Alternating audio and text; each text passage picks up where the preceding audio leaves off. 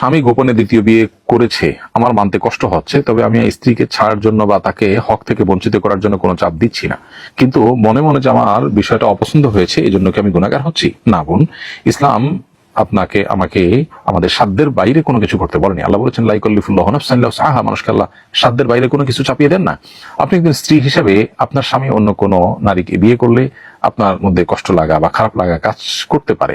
আপনি স্বামীকে একান্তে পেতে চাইবেন, সেখানে আরেকজন সেখানে এসে অংশীদার হবেন, সেটা আপনার কাছে ভালো নাও লাগতে পারে। এটাকে যদি আপনি অপছন্দ করেন, ঘৃণা করেন, ইসলামের সব ভালো লাগে এটা ছাড়া, তাহলে সেটা আপনার ঈমান থেকে খারিজ হওয়ার মতো বিষয় হতে পারে। কিন্তু সেই পর্যায়ে যদি না যায়, বরং আপনি স্পেসিফিক আপনার স্বামী এটা করেছে সেটা আপনার কষ্টের কারণ হচ্ছে, তখন আপনার কোনো গুনাহ হবে না। বরং আপনি যে সবর করছেন, আপনি যে আপনার স্বামীর এই বিয়ের পরও আপনি বলছেন যে তার হক অর্থাৎ দ্বিতীয় স্ত্রীর হক যেন নষ্ট না হয় সেদিকে আপনি খেয়াল রাখছেন, এর কারণে আপনি আল্লাহর কাছে আজর পাবেন, বিনিয়োগ পাবেন। দুনিয়া খুবই সংক্ষিপ্ত বোন, দেখতে দেখতে দুনিয়ার জীবন কিন্তু পার হয়ে যায়। আমরা আজকে যেটাকে খারাপ মনে করছি কালকে ভালো লাগে, আজকে যেটাকে ভালো মনে করছি কালকে যেটা খারাপ লাগে। ভালো হোক আর খারাপ হোক, জীবন শেষ হয়ে যাবে। কিন্তু আমি যে সবর করছি, আমি যে আল্লাহর ফয়সালাকে মেনে নিচ্ছি, আমি যে ধৈর্য ধারণ করছি, এর কারণে আল্লাহর কাছে